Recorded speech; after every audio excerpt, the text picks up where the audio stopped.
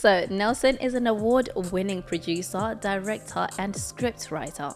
Produced for BBC, ITV, Sky Sports, Channel 4, Channel 5 and Hulu.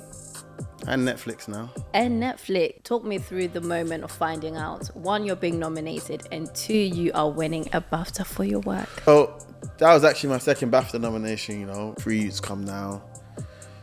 Hoods up, tight. Definitely had a gun strapped there. And they took each other. They rolled up my friend's thing. Is this him?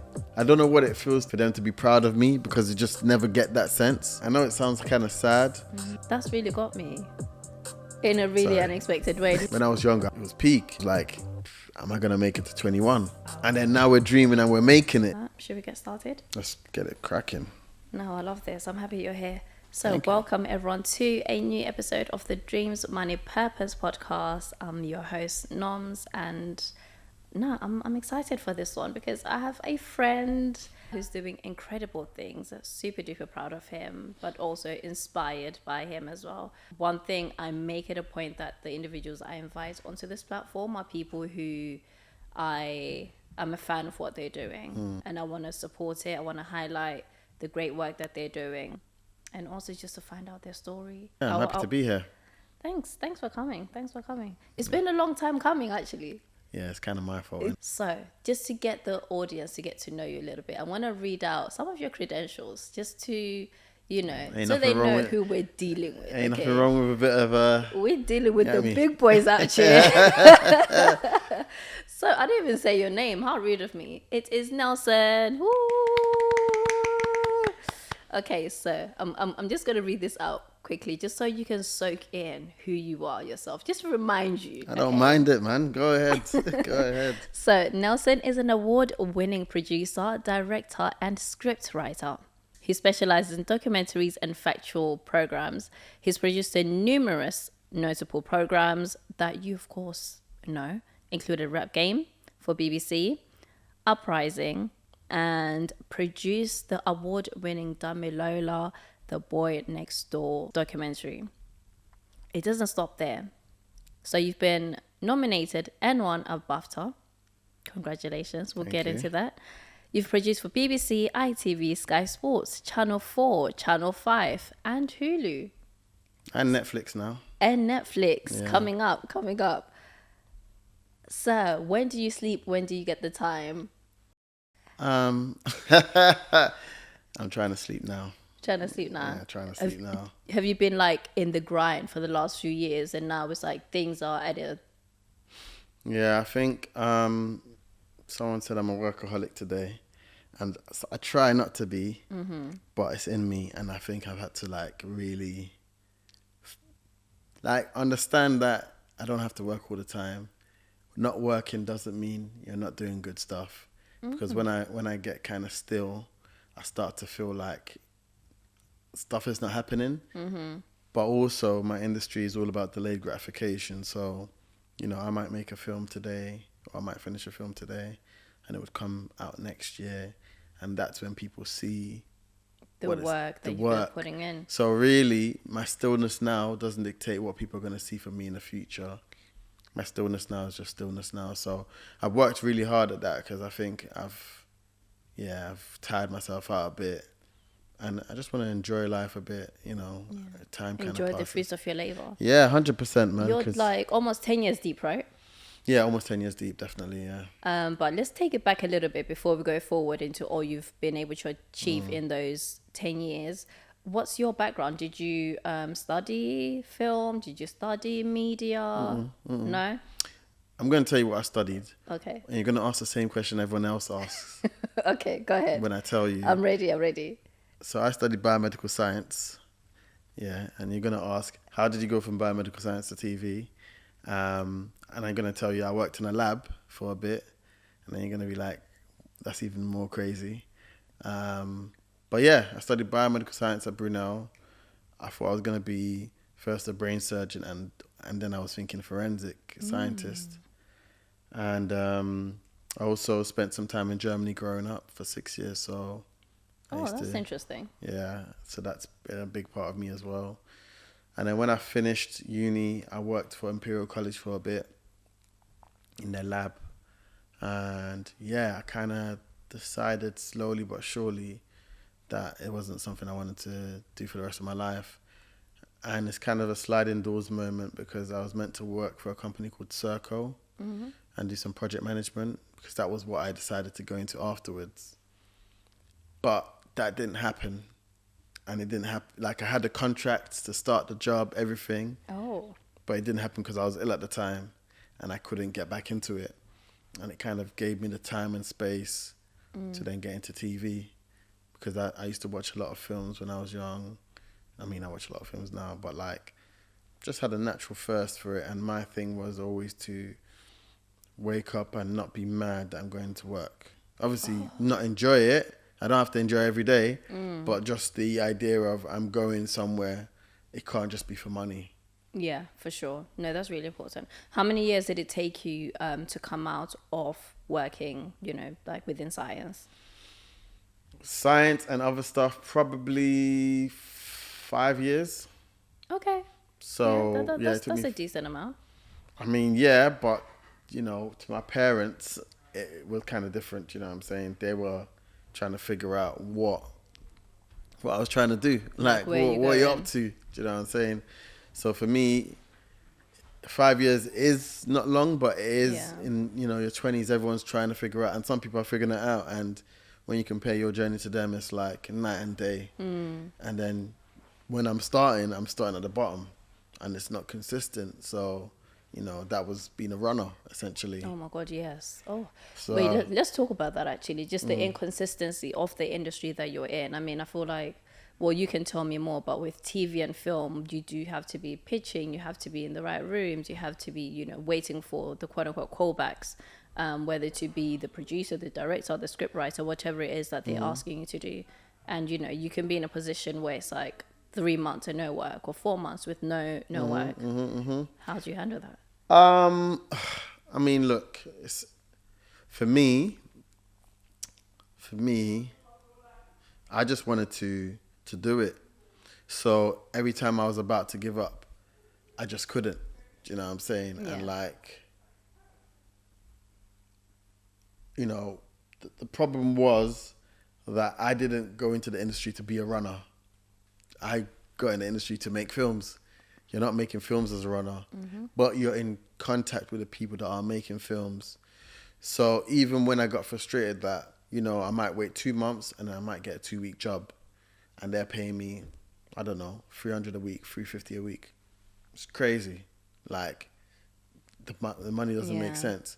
Especially for the amount of work and the time that you're putting in. Exactly. What am I doing in between while we're figuring that out and I'm at home? So that was hard. But then when I'm on set and they give me a camera to hold, and I'm like, yeah, this makes sense. For those moments I'm on set, everything is making sense. Like, it felt right. It felt right. But when I'm out of it, it felt very, very wrong. So I think for me, it was just like, I just couldn't imagine the other side of it. And I tried. I definitely was going to leave. I was like, if it doesn't bang now, I'm out of this. So did you give yourself, let's say, like a year to say, if my career as a producer, as a director, if it doesn't pop off within the next year, I'm done? I tried to, but also it was a lie because I was always doing things on the side anyway. If I wasn't doing stuff at work, I was talking to my friends about the scripts they're writing, or I was trying to do a little thing here or there, or make a little show myself, put it online, do something. Yeah. So I kind of busied myself enough for me never to really think it was over. Yeah, to be idle. Yeah. And to overthink it. Exactly. And then through that, I kind of got in a space of the work would come at the right time, but also I had other stuff going on. Yeah. And then I kind of started to just have two things constantly going on side by side. My personal stuff, making shows or whatever, working with people. And then... So tell me about your first, I guess, show that you created. It was long ago. It's called The Loft. A lot of people remember it. It was small. It was kind of time. I don't know if Andy, who makes Backchat now, he was making a film called Spin.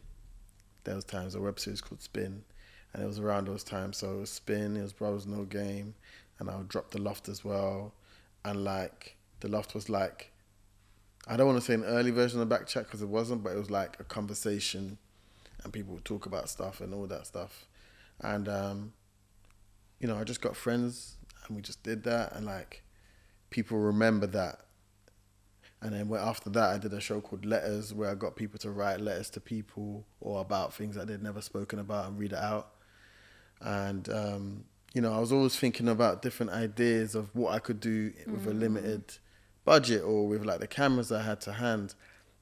And around that, I would get work and I'd work that. And then I might not have work for a bit, but I might then do a video for someone or whatever. So I was always in and around it. So there wasn't really space for me to give up because it was always popping up somehow, some way. Do you get it? No, for sure. I think that's actually really important, especially in this kind of space where, as you're saying, that there could be huge, long gaps between work. So you have to keep yourself busy and you have continued doing what you say you love.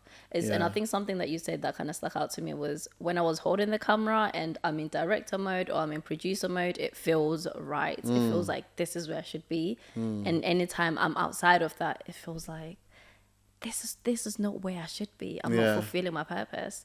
And something I've been thinking about lately is how sometimes when you're not within your purpose, you feel it inside of you. Yeah. And it almost leads to, dare I say, depression, anxiety. Yeah. And, you know, the thing is, it's hard. It's not for everyone. But the people it's for know it's for them. Do you get it? And like, not everyone will prosper in it because of different reasons. But also the people that really want to do it, there will be a way they will carve out, and it might be the craziest way. And it's about the spaces you occupy, the conversations you're having, the things you put into the universe, or what people see of you. Because I've been talking to a lot of people about, like, they talk about networking and they want to meet me and they think I'm going to change their lives because they meet me and I'm going to have this show. Once they meet me, boom, that's it. They're going to be a movie star. Of course, you're Big Nelson. Yeah, but they want to be rubbing shoulders with the one and only. But like, I was them. Do you know what I'm saying? And they might be me one time, or another version of me or whatever. And at the end of the day, you always have to feel like you can offer something. Oh, that's a good one. Do you know what I'm saying? Don't like, come empty-handed, but offer something. Yeah, but you never come empty-handed anyway because you're a person that's got things that you can do. Yeah. But you need to know what that is. So when I was doing all my side projects, I was learning stuff way beyond my station as a runner. Does that make sense? As a runner, it's simple things: drive hair, cups of tea, cups of coffee, whatever. But whereby I was using the camera outside of work, I could now operate the camera within work, or I could work with files or know all that stuff. And then that became my thing about, I'm a runner, but I'm a technical runner. So maybe going even just from a space of, let's say, the errand person, the errand boy, but you're upskilling yourself outside of just the role that you've been giving, just to make sure that the next time I step in the room, I've got something new that I can offer. I've got some new skills that I didn't have the last time, but actually now I can support you with that. Yeah, but naturally that will come from yourself. Do you know what I'm saying? Because you want to do it. And I think that's the difference a lot of the time. So it's like almost a hunger that, to like, failure can't be an option because we have to do this somehow, some way. Do you get it? Yeah. So you have to channel that hunger in a way where it's pushing you forward in terms of actions, or so not just leaning on others to help me up, but actually pushing myself to learn more. Yeah, I don't think it's possible to stand idle. You know, even me, like I said, for me to sit down and like chill in my bed, I'm gonna watch a film, and then when I'm watching a film, you're taking notes. Taking, not even on purpose, but it's just part and parcel of what I'm doing. To be fair, I feel like for someone like you, I don't even think it's possible to watch a film and not think about all these things that you're seeing. People say that all the time, whether it's the way it's directed, or it's the way it's produced, or even just like the way the story flows. Surely you might be thinking, oh. No, you know, really? nah, it's like, because I enjoy it, I'm watching something different. I know when it's bad, I know why it's bad. Yeah. But when it's good, I'm thinking, oh man, that was good. Actually, the reason it was good, and it's an afterthought, because I'm not trying to almost unpick everything. I'm trying to just enjoy it and then realize why I enjoy it. Ah, yeah. Does that make sense? Yeah, that makes sense. It's like when you eat food, you don't think about how they cooked it before you eat it. You're like, afterwards you You're might just be like, enjoying it. yeah, you're in that enjoying it. moment. Afterwards you're like, man, the way he put that thing was dope, you know? Do you know what I'm Yeah. saying? So it's more like that. So that's how I kind of fall into it. Let's talk about some of your projects in a bit more detail. So let me see which one. Where do I even begin? Because the credentials is long. You've been putting in work. Okay, so maybe let's start with working with the legendary Idris Elba, the country's man crush. So you worked on a project called Erase the World War II Heroes of Color. How did you get involved with that one? So once you work in TV, and we were talking about this earlier, once you work in TV for a while, obviously people know you for what you do. And at that time, I'd done the Damilola film, I'd done Uprising, which won the BAFTA. So obviously this film came along and they were looking for producers to make it. You know, it's in the history space, it's in the social history space, and also obviously America-based, and I've done some stuff in America as well. So obviously they called me to see how it was, whatever, spoke to me. And, you know, for me, it's like any series that I feel tells a story that hasn't been told before, or any series that challenges the status quo, or anything that, you know, can push the idea of what being black is as well, is interesting to me. And when I heard this one, I was like, you know what, you're right. I haven't seen black people in any kind of World War II thing. I didn't even think World War II involved black people or whatever. Yeah. Like, but you're telling me where that, were we? Yeah. yeah, and Idris Elba's grandfather was an American soldier who went to relocate in Ghana. Wow. So, but no one knew those things would happen. And when he said that, and then it, you know, Nat Geo and Disney Plus kind of figured out that obviously there's loads of people like that. Idris is telling his own story, but there's loads of people's story like that. You know, that's where the series came from. And when they connected with me and I connected with Idris and his company, it was a question of how do we celebrate this, show this, but also show that it's way bigger than what people thought. You know, it's a shame that we don't know the contributions of black people in World War II from Africa or Pakistan or, you know, whatever. We don't know. It's almost, our contributions are erased, and our voices, our contributions are just almost left to the side. Exactly. And you would think, you know, a lot of people think the first black people were Windrush, or the first African influx was in the 80s, when actually it's not really the case. You know, everyone's been everywhere for a long time. Yeah. But is it no? No. So that series was an opportunity to kind of like, in a little way, redraw the lines, retell the stories, honor them, and show everyone that there's much more to our history than we think, you know.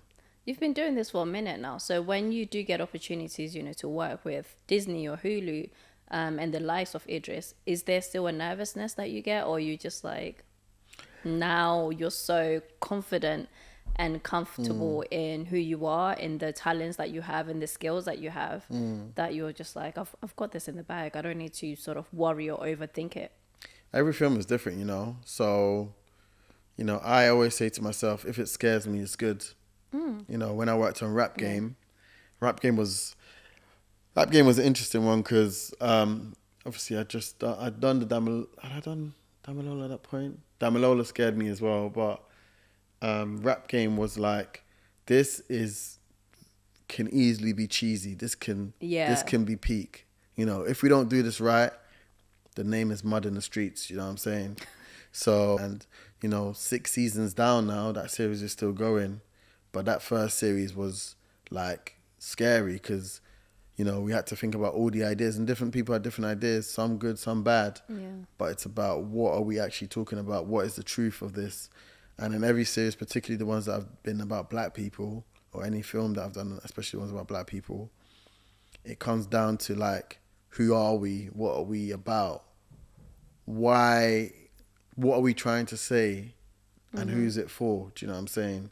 So luckily enough, there's not been too many L's on the CV, but there might be one. Do you know what I'm saying? There might be one, and but I have, then what in your view, what counts as an L?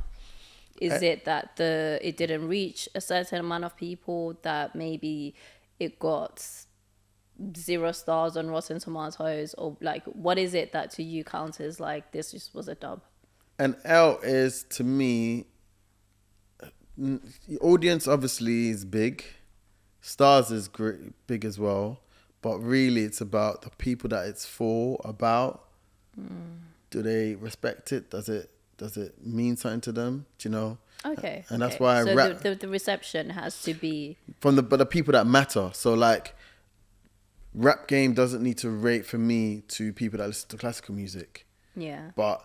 On like evening standards, it doesn't need to be 5 stars. It can be, it should be if it's good, but really it should rate to the people that watch it. And I remember my friend messaged me, he goes, bro, people are watching Rap Game in prison and they're banging their doors for it. And I was like, okay. Boom. Do you know what I'm saying? Like, I'm not saying everyone in prison listens to rap, but like, that's the people, that's the people that would know what the essence is. So as long as the audience it was intended for, appreciate it for what it is and understand it.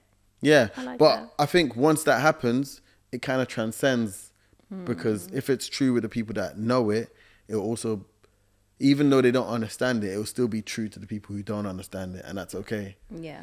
And I think that works. No, absolutely, absolutely. So when you're telling some of these stories, because again, you are telling the stories of people's lives.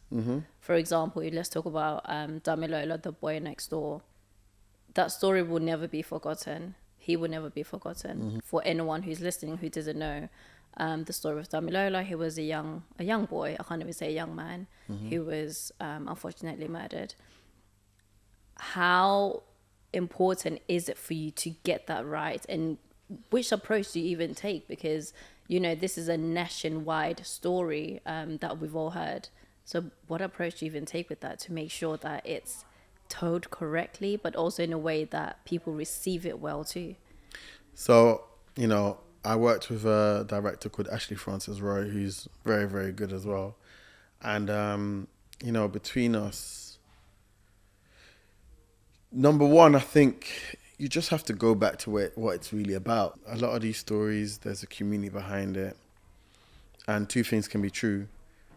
Bad people killed Damilola Taylor, but also he lived in a community that loved him. Do you know what I'm saying? And like what the community's got, it's like it's a push and pull. And I come from a community like that as well. I'm black, from the hood, whatever. And it's about appreciating that difficulty. It's not just black and white. And I think a lot of the time people have tried to make our stories black and white. These guys are stabbing each other and they listen to drill.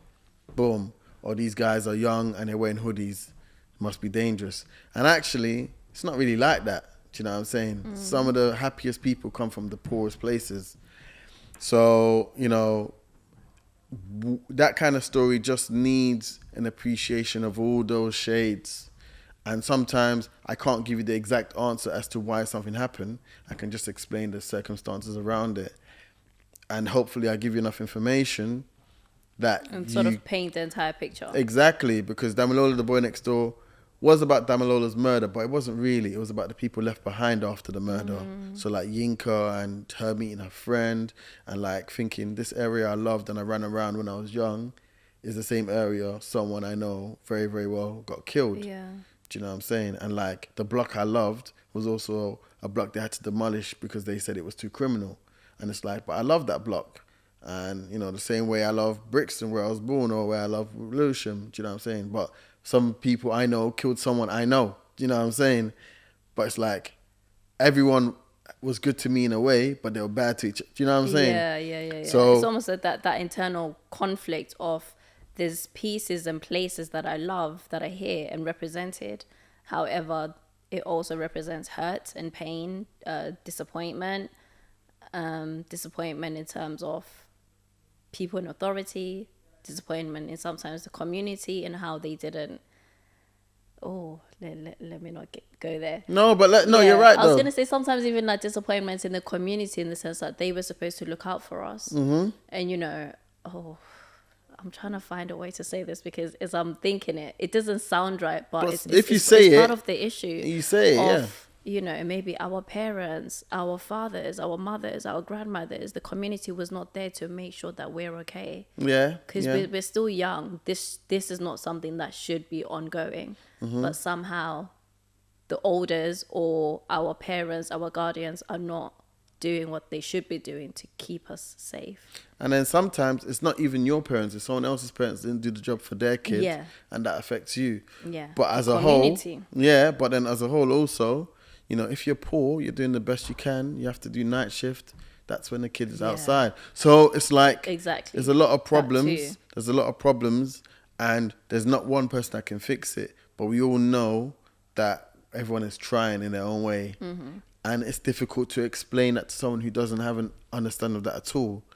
But we just have to let the story be what it is. So if Damilola, the boy next door, that was exactly it. It's like, how do we explain to an audience who didn't grow up in a council estate, who might not know about a poor area, who might have heard Peckham on the news and think it's a no-go area, to say that, you know, Yinka and Dami knew each other. They were good friends when they were young. They all used to chill with the same people, and those people are the people that ultimately might have been the one to injure and kill Dami. Oh, it's really tough. It's really difficult. And yeah, I think that there's a lot of layers that we can't get into today. But Sure, yeah. just on a similar note, let's talk about the other projects that you were a part of, produced as well, Drill on Trial. Yes. Now, this was one of your most recent projects. Yeah, last year. So I directed that one. So that's what was Tiffany Calver. And that was my first BBC3 single that I've directed. And Congratulations. thank you. It's, you know, it was really good to do that. And I think, again, it was a challenge. It was like I wasn't going to do it. When they Really? brought Why it to me. not? I mean, because I don't have the answer. Do you know what I'm saying? I don't have the answer. I don't even know what I think about it. But what I did know is we just tell everyone what we know and what the truth is. So, Yeah. you know, in some, you know, growing up, grime was big for me. Garage was big for me. Yeah, actually, before we go on, tell us a bit about what it was about. Yeah, for sure. It was about, obviously, drill on trial, drill being subgenre of rap, UK rap, whatever. And now there's essentially orders banning drill or drill artists from making music. And it's been used in courts. Like lyrics actually been used in court as evidence to, in essence, prosecute people. So you could say a bar, duck man down, XYZ. They will say, look, you said duck man down, this person has passed away, so it must have been you. Boom, in jail.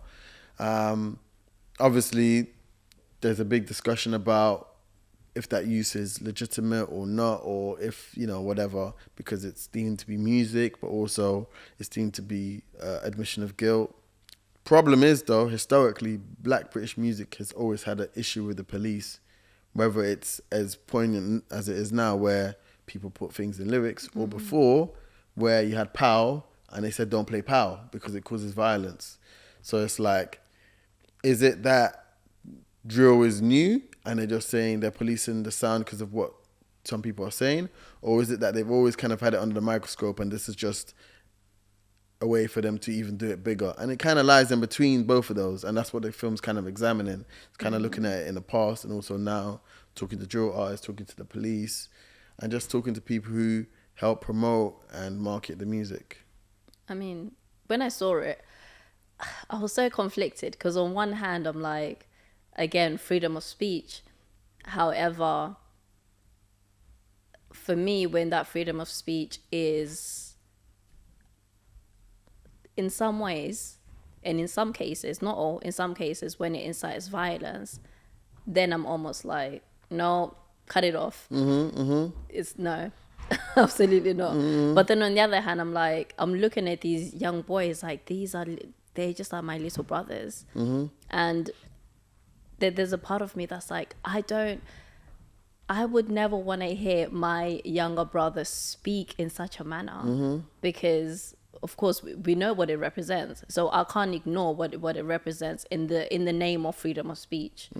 Just as much as, like, you know, we feel uncomfortable. Let's just talk about female rap. when people are like, why are the female rappers always talking about exposing themselves, sexual sort of content in their music? It's that same thing where sometimes I'm like, there's a part of me that's like, I just want to protect you in a little bubble of like joy and happiness where all you ever want to complain about is that you have a crush on the girl down, you know, the block, and you saw her. That's all I ever want to hear you talk about. As my younger brother, I don't want to hear you talk about any skeng, leng, sheng, whatever is whatever's the new words that are being used these days to talk about violence and to talk about you know, drugs or whatever it is. Like, I don't want to hear it.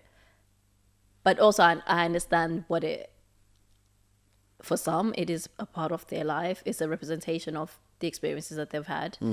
How did you feel creating that? And what was your thoughts around all of that? So when I was creating it, I kind of was, because I'm a bit older, when I first heard drill, I was like, this is a lot.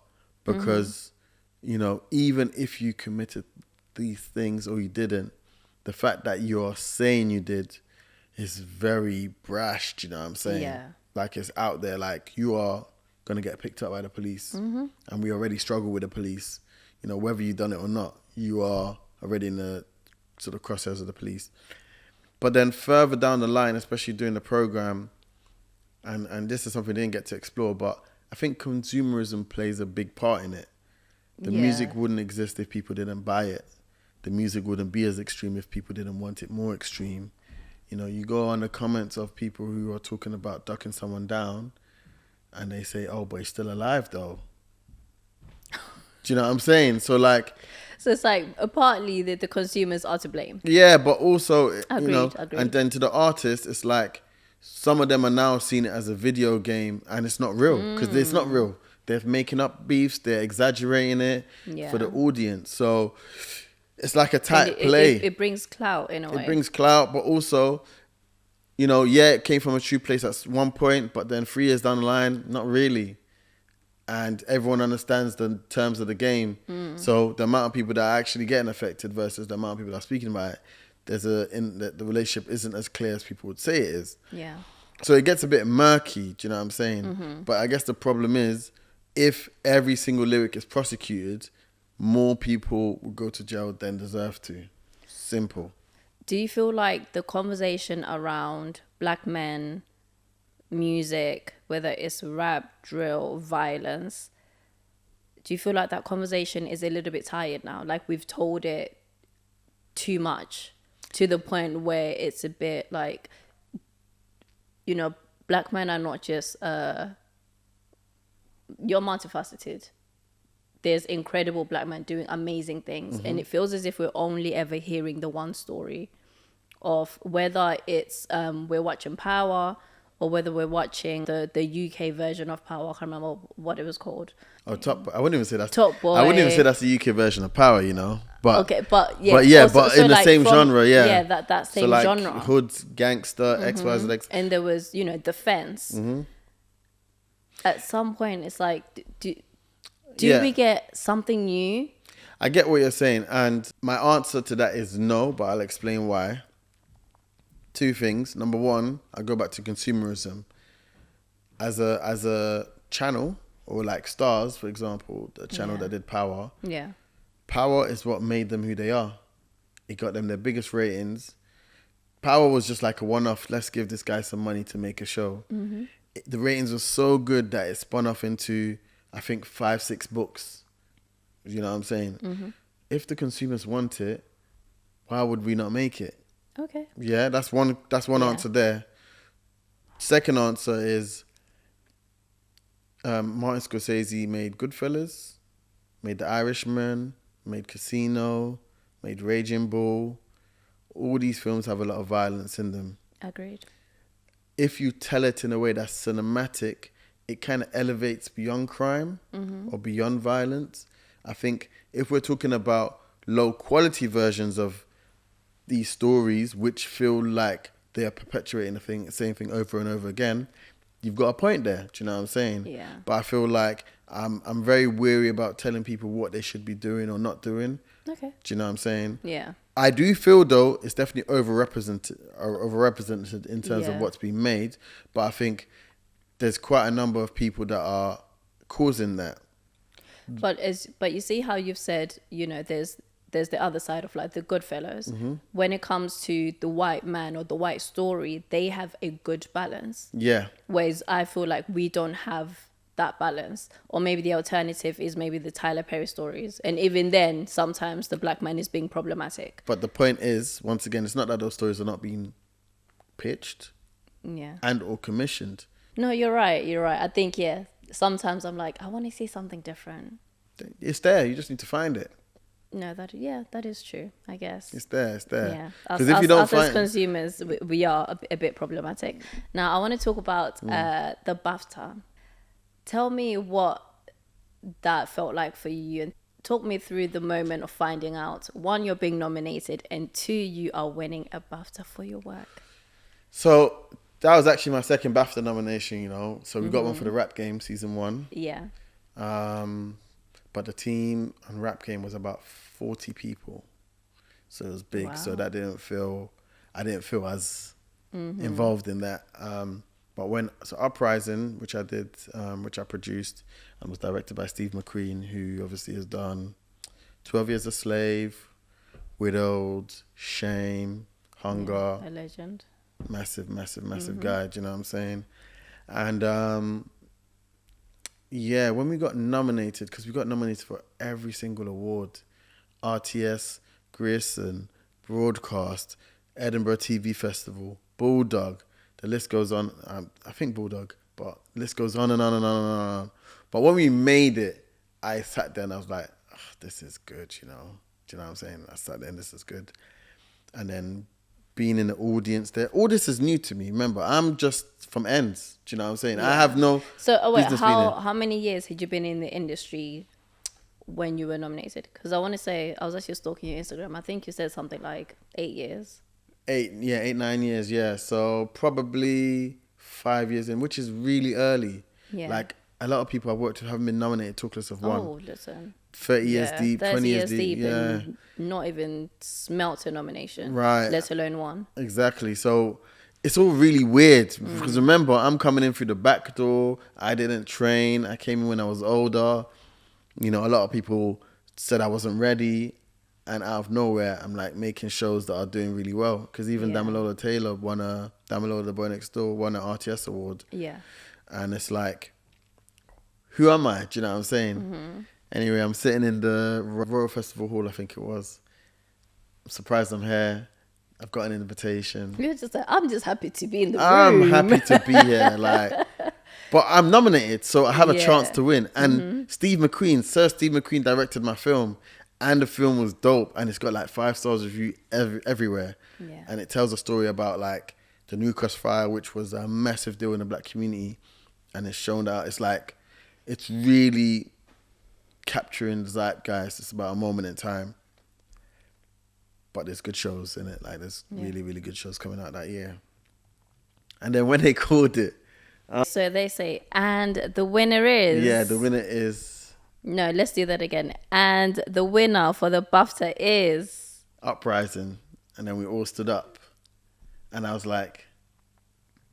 Because there was so many of us there as well. There was like... there was... Obviously, me and Joanna produced it. Steve and James directed it. And we have a couple of execs there, a few execs. And then we brought all the people that were in the film with us. And... It's mad because I'd always dreamed about getting a BAFTA. But I didn't know why I would get one. And I made this film. Like, everything in the film, I can tell you who's in the film, what they said. I interviewed some of them. I found them. And people are telling you that is the best film in the country out of the who knows how many films are made every year. That's the number one. Do you know what I'm saying? That's the number one series. You made it. So I'm walking down, I'm like, all right, cool. I can't trip. I'm seeing, what's his name, Stephen Graham there, seeing all these people walking past him on stage. And it was on TV. And if you look at it, I don't know what's going on. I'm just there like, Wow. what's going on? So people are talking. there's no way I want to get the mic. I don't even want to touch it. And then I walk off. I'm kind of like, you've hit the heights, you know? Like you're there. Like you've done it. You've done it. You've done something that people are going to remember forever. Fact. Yeah, the feeling is different. It's like you really, at that point, are working at a level that's world class. But why? How did you get there? What did you do that makes you different from people? Is it luck? Do you know what I'm saying? And it's all these kind of feelings. And then I remember after, I went to the BAFTA party, all that stuff. It was dope, went home. Then, I kind of tried to move it aside, and it was really loud. What did your family say? They didn't know what's going on. So I sent a picture to my dad, and he goes, "What is that? BAFTA?" I said, "Yeah." He goes, "You?" I said, "Yeah." That's such an African dad thing. Yeah, What's that? What's that mask in your hands? My dad never understood what I do. Do you know what I'm saying? And to him, it's like, well, it looks like you're making enough money to survive, so you must be okay. And I think when I showed him that, it's like, okay, it's the pinnacle. You made the right choice. I trust your choice, which really isn't what a BAFTA's meant to do. A BAFTA's meant to say, like, look at me, I am shining. Yeah. But to him, it's like, okay, it's good. I'm saying, So do you feel like he gave your parents a sense of comfort to say, okay, he's doing something right? They may not fully understand the magnitude of what a BAFTA represents, but at least the recognition to them is like, okay, my son is doing all right. His colleagues are, supporting him, so he must be doing well. It's really interesting because I don't feel like, I don't know what it feels to be, for them to be proud of me, because you just never get that sense. And, I still kind of don't really know. But I think that represented something like that. Do you know what I'm saying? Like, okay, this guy's on stuff. Is that something you desire for your parents to expressly say that they are proud of you, or show that they're proud of the work that you do? I'm probably past it, a little bit. I know it sounds kind of sad, but I think it's probably the best way to be so that I can focus on what I'm trying to do. What I am doing now is just getting them to understand a bit more about what it is, because they're never going to understand what the difference is between me and maybe another producer or another director, why I'm good at what I do, because they don't know the work that is needed to get there. If you're a good doctor, it's because you're, what they would say, brilliant, or you're a genius. And, he's a brain surgeon and he studied in school. I didn't study this. He's just in his room and suddenly he's making films and they're good. And I guess, I don't know, got a BAFTA. So I guess it's like, they don't understand the entertainment industry and how that whole thing works. Yeah. TV and film, and it's like, okay. They don't understand how someone can be good at it. They just watch films and the film's good or the film's bad. What makes the film good? Don't know. Do you know what I'm saying? Yeah. Are you proud of yourself now? I have to be, man. I have to be. I mean, look, I'll be honest with you. When I was younger, I was like, a lot of the people around me, it was peak. And I was like, am I going to make it to 21? Do you know what I'm saying? Like, are we going to make it? Got to 21, it's like... Do you mean in terms of just survival? Survival. Wow. Just survival. Do you know what I'm saying? Just getting there, getting through all the madness. Cool, we're here now. Yeah, I think that's normal. That's not normal. To us, it's normal though. Do you know what I'm saying? From where we're from, that's like, because people are dying for no reason. People, you're seeing your friends die. People I know, all sorts. You know what I'm saying? And like, okay, I'm 21 now. I've made it. Okay, I can kind of dream a little bit. Wow. And then now we're dreaming and we're making it. It's like, this is weird. And actually, wow. I can get older and Why did that just get to me? Really? You didn't, you've never heard that? It's not that I've never heard it. It's just that that's really got me in a really unexpected way. No, I think it's the fact that you said I had to, it's only when you were 21 you said, now I can start dreaming. But between the ages of maybe 14 to 21, you're just in survival mode. We're just doing what we need to do. Yeah, we're just doing what. Don't get me wrong. I'm so sorry. I had hopes, like, yeah, of course. But like between us, stuff is happening. Do you know what I'm saying? Like people are getting robbed, people are getting stabbed, all sorts is happening. So, and Damilola was a year younger than me, and that hit the news. People I know are on the news. XYZ, XYZ. We're just trying to do what we need to do, and then we're like, all right. So it's almost like you're living in this anxious state all the time, where you have to be on alert all the time, no matter where you are. You can't be relaxed. Yeah, like, you know, I was talking to my friend about this the other day. We were in Charlton coming back from football practice, and this car's like swerved, boom, stopped at the opposite the lights. I was saying to my boy, "It's looking booky. Should we run?" Wow. It's looking booky. He's like, "No, chill." I was thinking, all right, I'm gonna, because you said I was gonna chill. We'll just chill. And the 3 youths come now, hoods up, tight. Definitely had a gun strapped there, and they talk to each other. They rolled up my friend's thing. Is this him? Oh, nah. Also, they've come up to you They've in come. your face. They've come. We're at the bus stop about 11 o'clock. We're about 16, 17. Is this him? African accent. No, it's not him. 3 of them. They look, yo, where you coming from? XY. They just said boom, boom, boom, whatever we need to say. And they left us. And I said to my friend, you know what? It's good you told us not to run, because that would have been the end. Yeah. But there's so many sliding doors moments like that it's like, it's easy to say now, but like, I'm just like, in those moments, it's life or death. life gone. There's so many moments like that's just like an easy example, because I was talking to my friend about it the other day. But like, that's what I'm saying.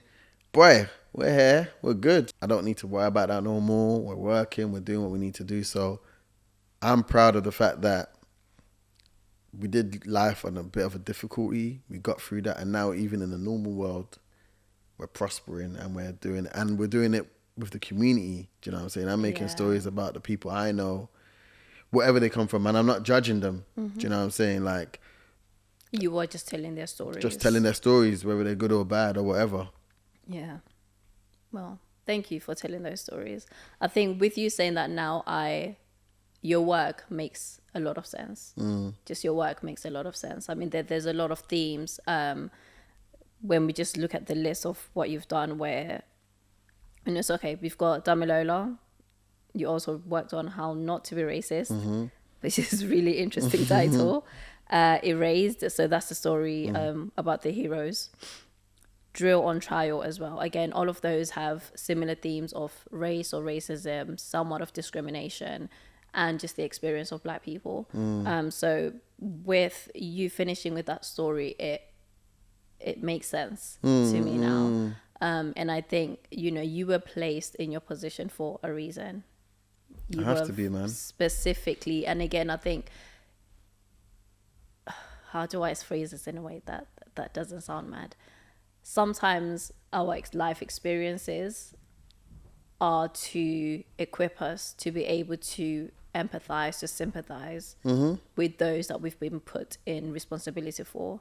100%. I get it. So now you can tell, or you can create Drill on Trial with the perspective that I wouldn't have, because you have those experiences that I, as a woman, have not had to live, but as a Black man who lived in London, has had those experiences, has been part in some ways, again, of that culture, or even been affected by that culture indirectly. You have a different perspective that I, as a Black woman, don't have, a white man wouldn't have, an Asian girl who lives in, I don't know, in the south of England would absolutely not have. So you've been placed in your position for a reason. And do you know what I say with every film I make? It's like, I have to feel like I could have been that person. Do you know what I'm saying? If I was born in the 80s, I would have been in the uprising. I would have done the riots. I could have easily been a drill rapper if I had the skill or whatever. Do you know what I'm saying? I could have been Damilola. I could have been the people that maybe... Do you know what I'm saying? It just depends on so many different variables. Like, I don't think people are born evil. Evil is dictated in their circumstances, or good and bad is dictated in their circumstances. So for me, it's like, that point of view means that all my films will look at things contextually. Does that make sense? No, agreed. I mean, you've been created for such a time as this. Amen, man. We thank God. How selective are you with the projects that you work on? Because I think right now, Hollywood, entertainment, TV, there's been a lot of exposures, a lot of drama happening, a lot of things happening with people in power. So with that in mind, what, one, do you think about it? And two, how do you then go about making sure that I'm working with the right people or I'm in the right rooms? Because now it looks as if there's wrong rooms to be in, or maybe even wrong people to work with. Yeah, that's such an interesting question, because it's something I battle with all the time. Coming up, there's been so many people I was looking at and thinking, you are popping, man. I need to know you. And then I got to know them, or I might hear stuff about them and be like, I don't know, man, but is that the way they do it? Because in TV, the runners get, I was just about to swear, but let me not swear. The runners get a lot of Flack? Not flack. They get bullied a lot. Do you know what I'm saying? And the idea is that when they get bullied, they become the bullies, because naturally, that's how it goes round. The pecking order. That's how it is. Do you know what I'm saying? And when I was a runner and I sort of saw that, I was like, this has nothing to do with making films. All this extra stuff, all this shouting at people, all this weird interactions, it has nothing to do with films. So because I've kind of been focused on that, I've made that my main thing.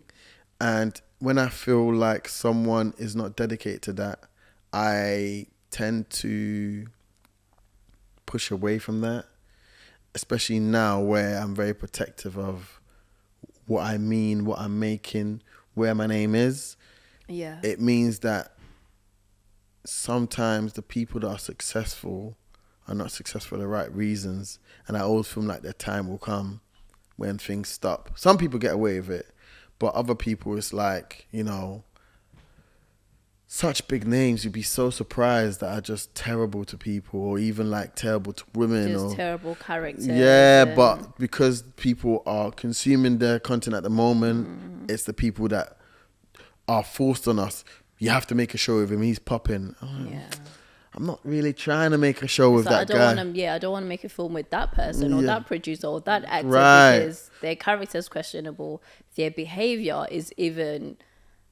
it's not behavior I can condone. Right. And maybe sometimes even criminal. In some of the cases that we've seen, obviously the behavior is criminal. But ultimately, money, do you know what I'm saying? Money dictates a lot. Money is the reason why I survived, do you know what I'm saying? So a lot of people, it really depends. I came in this to make films, do you know what I'm saying? And if money comes, it comes. But ultimately, I have to surround that in a good environment. You get it? Yeah. So I want to actually ask something about with something like the BAFTAs. Of course, when it comes to just any type of work you do, there's different ways of recognition. For some people, it's you're in a 9-to-5, you get promoted, or you might get a staff award for Employee of the Month. For you, the equivalent is the awards, is a BAFTA on a national scale, and to be honest, on a global scale. Does something like that change your life? Does a BAFTA change your life, increase the bag, and make more of the calls come in, more opportunities? It depends on you, It can do. It did for a point for me, but then I realized that's not my character. Do you know what I'm saying? I feel like a lot of people, once they make it, they become a certain type of way. Their friends change, their people don't change. Someone called me to say I should change my number now. Do you know, people say I'm famous, and I'm like, not really famous. I just won an award. You know what I'm saying? My thing is, this can't be the first, because this is what I'm here for. I kind of see it like football, which is I want to win the league every year. Yeah. I'm not trying to win the league once and then get the ring, like they say in America, get the ring and then that's and then it. You bounce, Then I bounce. Nah, really, I want to make more films that win BAFTAs, and then make films that are usually not getting BAFTAs. What, say I make a film about you, and people are like, but I don't know her. All right, you're going to get to know her because I'm going to make a good film about her. Do you see what I'm saying? Yeah. So Soon come. 100. But there's more to do. Words, There's 100%. a million stories to be told out there. 100. We're trying to do Oscars. And listen, I cannot wait for that day. And then they're going to use this clip about us talking about you. They're gonna, you know, they licensed now. Yeah, they'll pay you. Listen, I'm ready to collect the bag. Yeah, just make sure you answer my calls though. No, always. What? always. Okay, if there was one thing you could go back and tell yourself at the beginning of your career that you know now, what would you say? I'd probably be a bit more patient. Be patient. Why? Man, I'm a hustler, you know, like I've calmed down now, but back then, anything that was popping, I was trying to get on. And, you know, obviously there's a money pressure, but also it's like, you'll be fine, do you know what I'm saying? I thought I wouldn't be fine. Once again, where we come from, you're not fine. So when things weren't working out, I was losing my head. I was like, it didn't affect me, but it stressed me, do you know what I'm saying? Yeah. And that's because that pressure's a lot. I think even as a man, that pressure, I can only imagine like how intense it is. I mean, African parents, I'm sure they're looking at, they're like, so how far with the work? Are you going back to your, you know, your job and working in labs or, yeah. It's not even, you know what, my parents, but I can kind of ignore them, but it was more myself, do you know what I'm saying? Yeah. Because I've always been academically smart. So I've always had options. I'm always good at stuff. Yeah. And I picked this one thing that is just not moving the way it needs to move. Yeah. I feel like you chose the one industry where there is no path. Exactly. For you have to say your own path. You have to open your own doors, and you have to, if the doors are not opening, again, you have to build your own table if they won't invite you to the table. So. And everything is just work. It's like, yeah. What is the definition of who you are, when, how good you are? Okay, if I didn't win a BAFTA, would I be a good producer or director? Yes. We don't know. You say yes now, we don't know. If I'd done different films, would I have been good? We don't know. So, and imagine that 5 years before I even get there, I'm just looking up and there's darkness, do you know what I'm saying? So for me, it's really hard. A lot of people find it really difficult, and you kind of have to figure a way out of that. So, okay, 2 last questions. Go on. You're one of the few, if we're going to be honest, black men within this space, working in TV, working in film at a high level, and being successful at it and being paid for it. Is it unfair to expect, you know, the very few of you who are at the top to build the ladder for others to come up? Others who look like you, or to pull them up into the rooms that they're not in?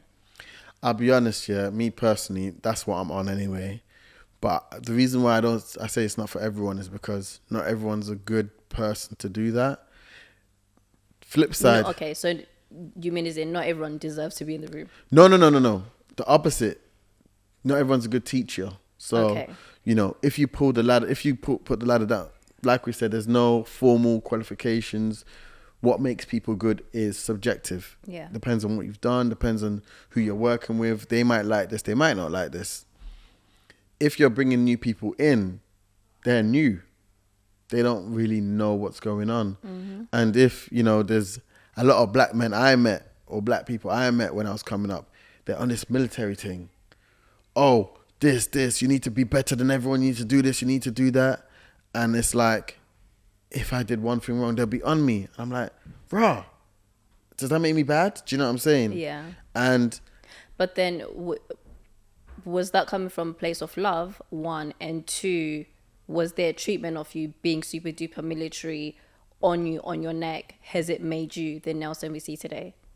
Probably not, because that's not what TV is about. It's about creativity. Do you know what I'm saying? You can be hardworking in yourself, but it's all about being good and figuring out how to make a good film or whatever. It can work for some people, 100%.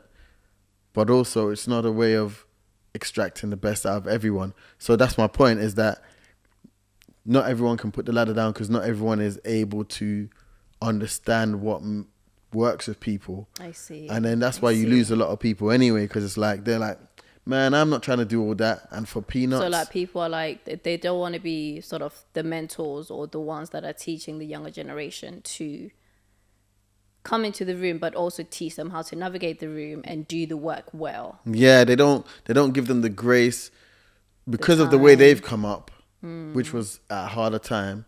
They didn't have the grace to say, okay, we all have our own ways of learning. We have our own ways of making us good. So for me, it's like, I feel like I kind of done my own thing. Like I met a lot of them.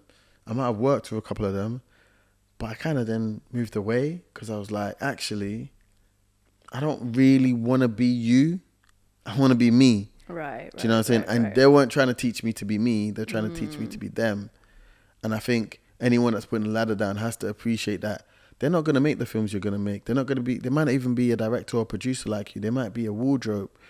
But if you're putting a ladder down, you have to understand that they might then say, oh, actually, I'm going to leave here and I'm on that path. Yeah. Do you know what I'm saying? No, that's What right. we should definitely be open to bringing more people in. Absolutely. In whatever way you can do that. And it's not for everyone to like mentor. It's not for everyone to give opportunities, but it's for everyone to say, I'm here if you need me. Yeah, support, whatever. Do you know what I'm saying? Guidance. Yeah. Yeah, I'm in support of that for sure. Because I think sometimes there could also be like unfair gatekeeping of like, I just want to be the only person in the room. There's bare that. There's bare that.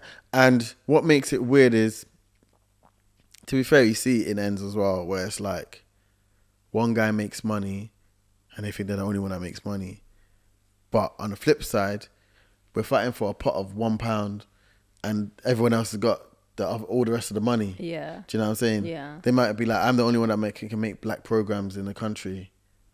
But black programs aren't the only programs that are being made in the country. Exactly. Do you know what I'm saying? Yeah. So, I don't know, man. Like, I can't speak on everyone and I don't want to start fighting no one.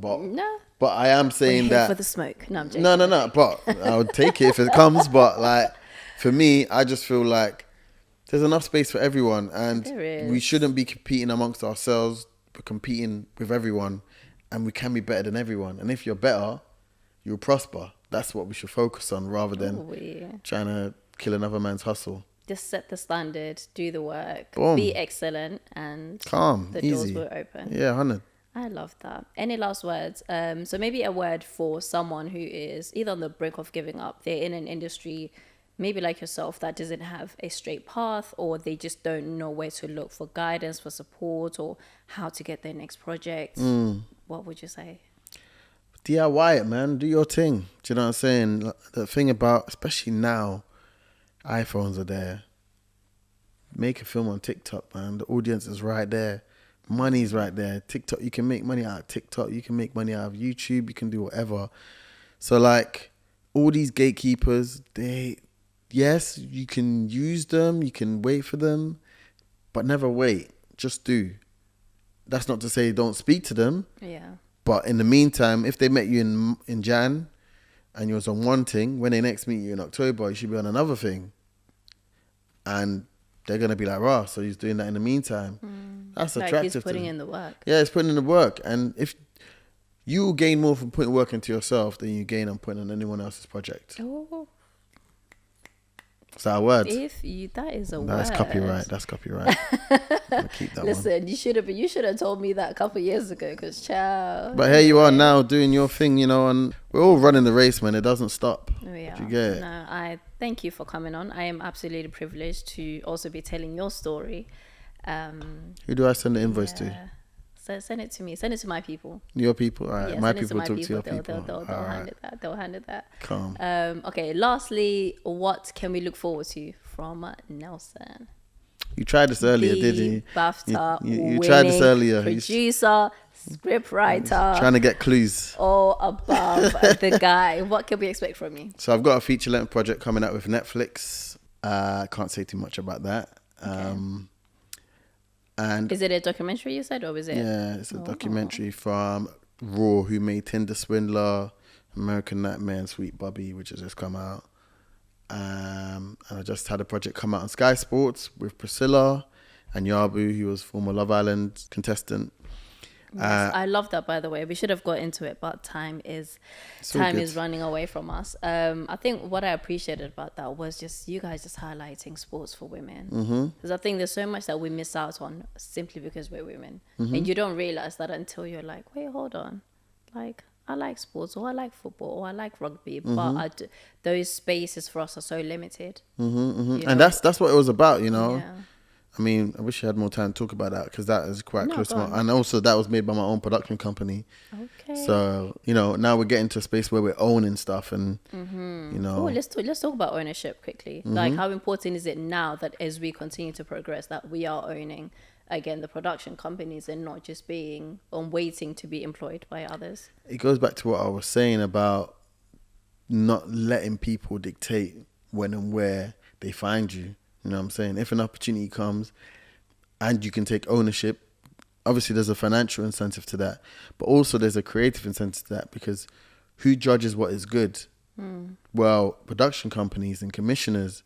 But if you can have a louder voice in the room and push the idea of what's good, then once again, you're fulfilling what you got into the industry for, which for me was to highlight stories about people I know and love and I care about. I care about the women in my life. And if I can get them fit and if I can tell the story about them getting into boxing or whatever, then I can try and do that. And I can dictate how the program will be because it's my production company. I'm the exec on it alongside Priscilla and other people. We can do it better. Do you know what I'm saying? So where can people watch that? It's on Sky Sports Boxing YouTube. It was on Sky Sports, the channels, but definitely Sky Sports Boxing YouTube now. Look at that. We're on Sky Sports. We're on BBC. We're just killing it. I So, love man. it for you. I'm so proud. Honestly, so Appreciate super that, duper man. proud. I feel like when we met, which was probably about 2-4 years ago now. 2021, I think it was. Yeah. Look at us now, eh? All Yeah, grown man. up. Grown I up. mean, we were grown up then, but all grown up. Grown up more. Matured. We There you better. go. Black Anyway, don't crack. okay. You know how it goes. Thank you so much for tuning in, and make sure you check out Nelson on Instagram. I'll put all his information down below, or several of his series are actually available on BBC3, as well as the Sky Sports as well. And check out his new series coming out on Netflix whenever it does. He's keeping it under wraps. I will see if I can work my magic, get a bit more information out of him. But yeah, thank you for listening. Good. Bye. Peace.